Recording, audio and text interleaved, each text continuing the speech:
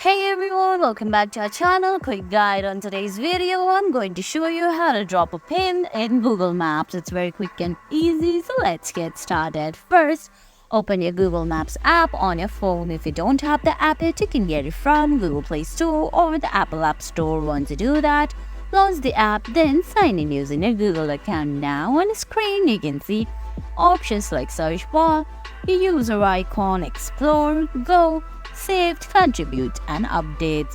While under explore, you can see various maps, places, etc. on your screen. To drop a pin, all you have to do is zoom in. Once you zoom in, just find the place, then select it. There you go, you just dropped a pin. I'm gonna show it again. All you have to do is zoom in, find the place, and just tap on it. There you go. That's how you drop a pin. And guys, that's it. That's how you drop a pin in Google Maps. I hope you found this video helpful. If you did, please give it a thumbs up, leave a comment, subscribe to our channel, and hit that bell icon. See you in the next video. Thanks for watching.